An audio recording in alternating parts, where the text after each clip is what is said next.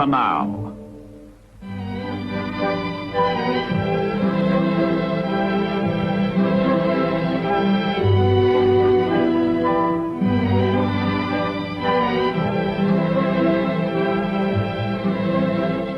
Poured from some 100 factories, reaped from some 1,000 farms, spewed out in fantastic abundance by American labor and machines, the supplies for war are heaped upon an island base in the South Pacific. All the world knows its name, Guadalcanal.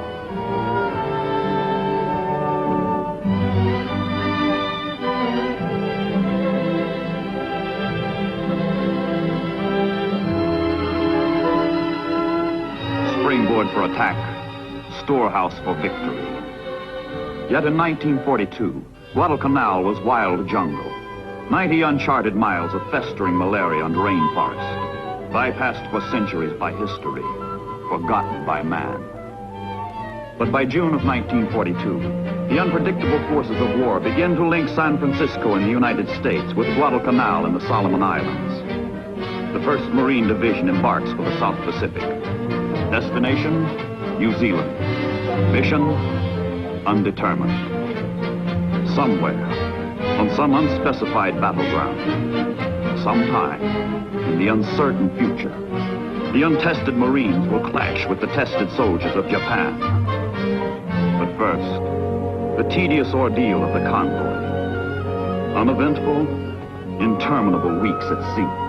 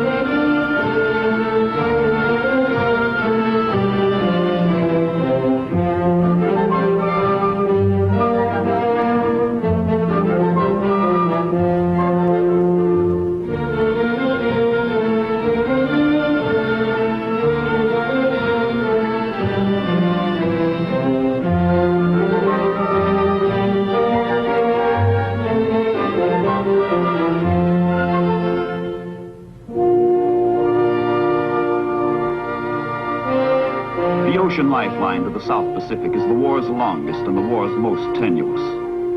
Stretching 6,540 miles from California to New Zealand, it ties Australia to the United States. Break this line, stop the ships, and Australasia and Asia will be forever Japanese. Across the world, from the islands of Japan, other convoys, other soldiers leave for the unknown and sail away to war. They too set a southerly course for islands with names unknown to the men who must fight and die on them. For them also, the routine of shipboard life, the placid prelude of carnage.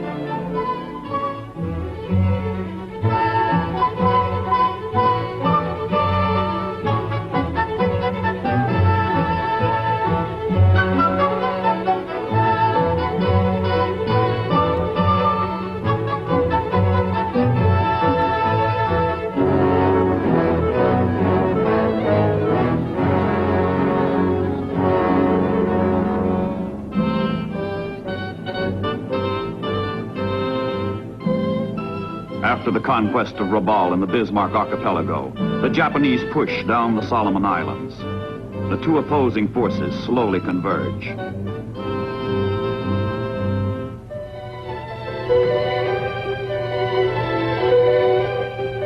Early in July 1942, a lone American plane sets in motion a chain of events which will bring those forces together at a place which neither side has foreseen nor planned.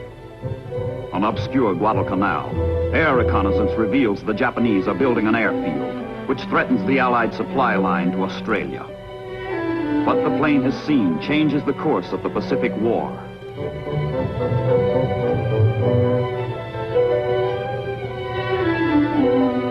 The Pentagon, Washington, seat of American war planning. The Joint Chiefs of Staff recast their global strategy to meet the new Japanese menace to the Allied positions in the South Pacific. Resources are slim, trained troops are lacking, but the Japanese can be permitted to go no further. Guadalcanal must be taken. Admiral King casts the die.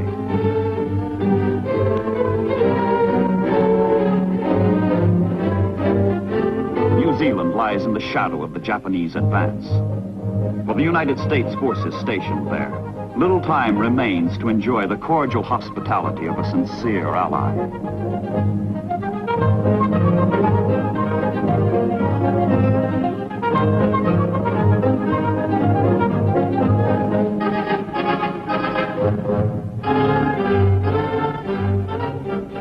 The Marines have their mission now, to launch the first offensive land action in the Pacific War.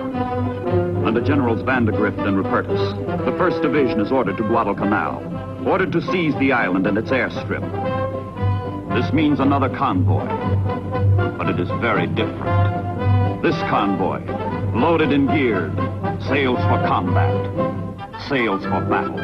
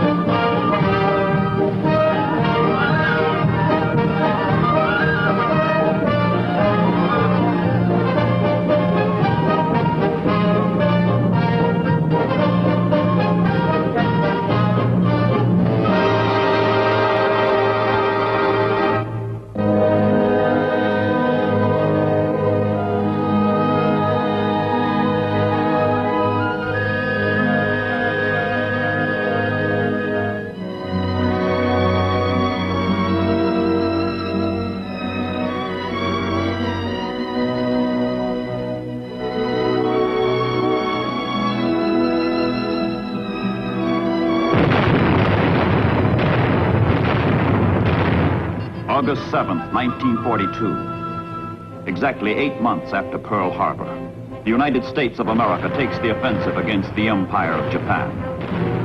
For the first time, the American overture to assault preludes invasion of the islands across the Pacific. The theme of the future is played on the beaches of Guadalcanal.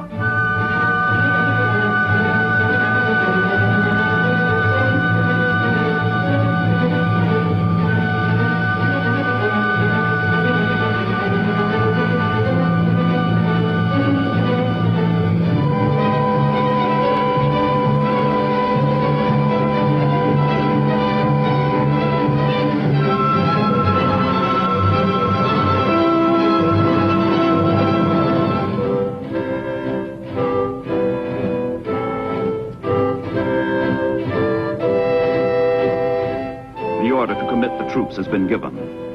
Land the landing force. The day of hit and run in the Pacific is over. The hour of hit and stay has come. The first American amphibious operation in World War II is enacted like a dress rehearsal. Bombardment has driven the enemy off the beaches. The Marines walk ashore, into the island.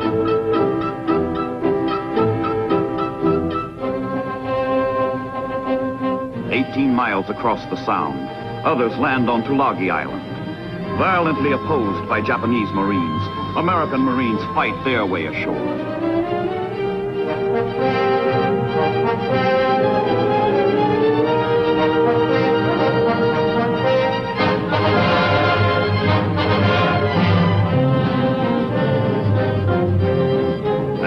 fire, the Japanese strike back swiftly, strike back hard. Bombers from Rabaul hit American transports before they can unload supplies vitally needed to sustain the landings. Damage to the transports at sea means near disaster to the Marines ashore.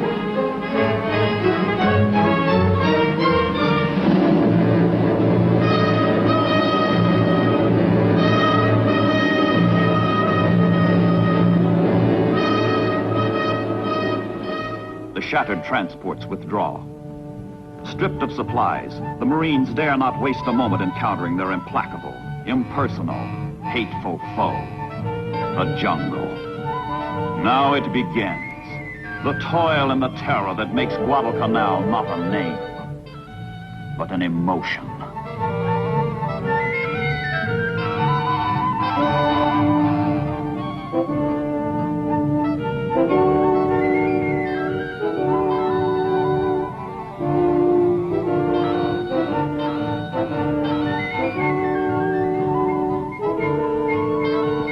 The airstrip is taken the day after landing, and the Marines christen it Henderson Field to honor a fallen buddy. Their own gear destroyed, the engineers used Japanese equipment to prepare the field for the first American plane.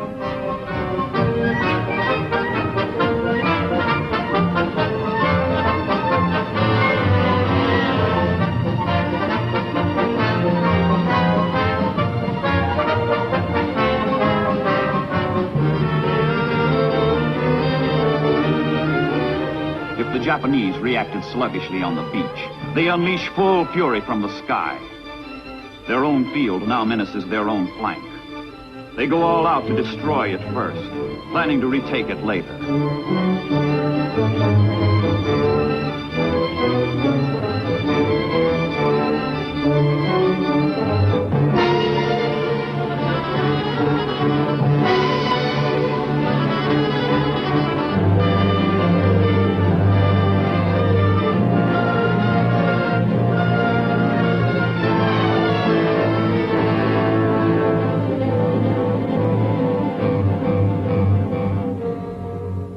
Under the dark cover of night, the Japanese filter reinforcements ashore. Special landing troops, Imperial Marines, crack units. Their general has warned. This is the decisive battle between Japan and the United States. A battle on which the rise or fall of the Japanese Empire will depend. No troops are better fitted than these to master the jungle. Fearless, these men have been schooled in stealth and infiltration. They are experts in ambush and concealment.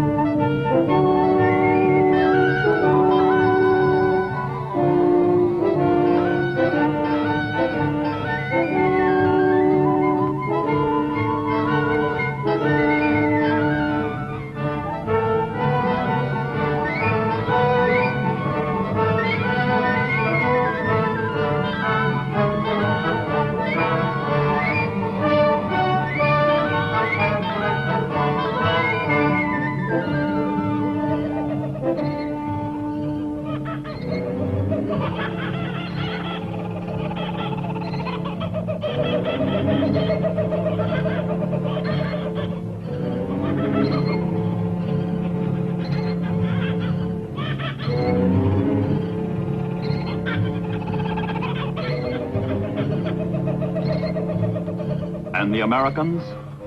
They meet savagery with savagery. They fight, and they fight, and they fight.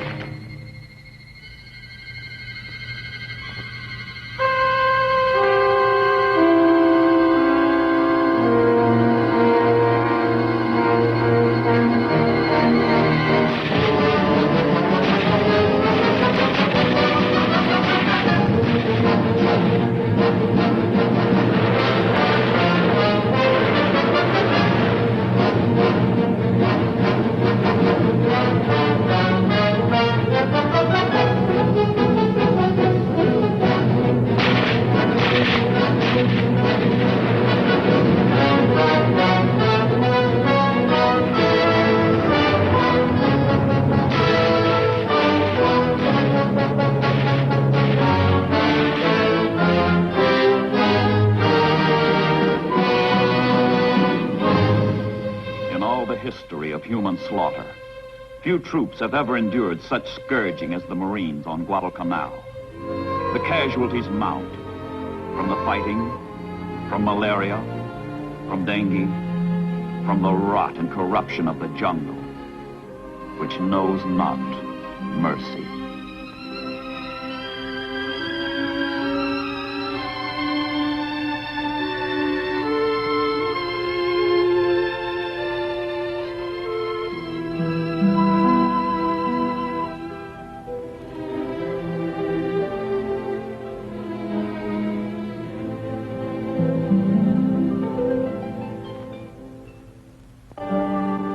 Salute the rising sun.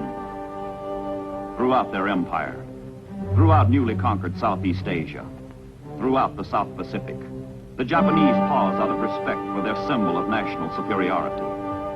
Theirs not to reason why. Theirs but to do and die.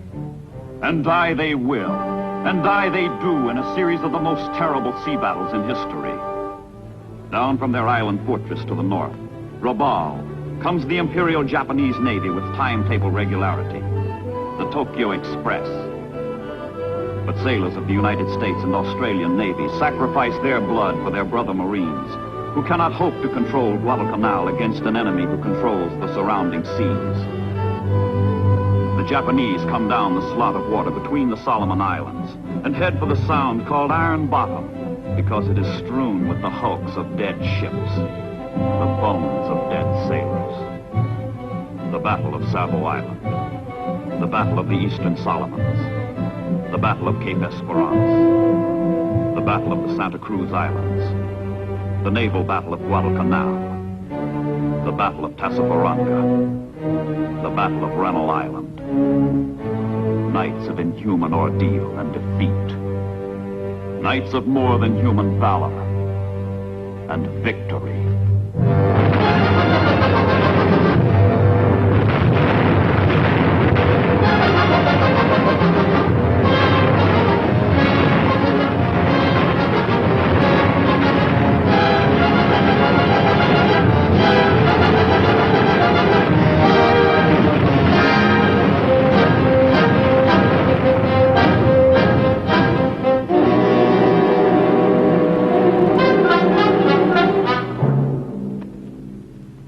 Guadalcanal is a running wound through which both sides bleed.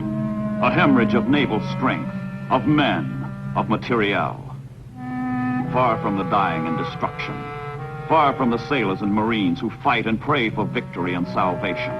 The United States of America organizes her land, her resources, her industry, her men to answer the distant prayers. In the greatest mobilization of strength ever known to the world, America prepares to rescue the world. And to the rescue, America marches.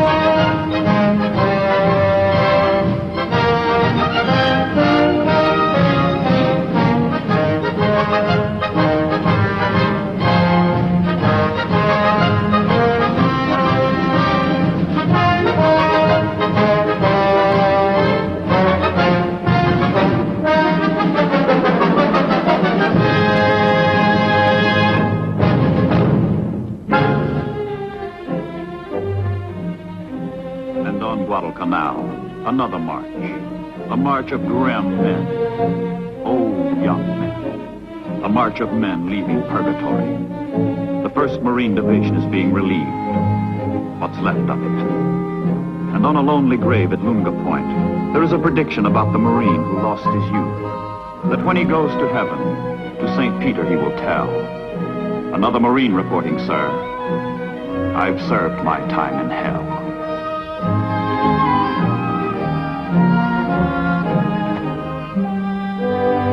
Admiral Nimitz, Commander-in-Chief, Pacific Ocean Areas, flies down from Pearl Harbor to pay what small tribute is within man's province.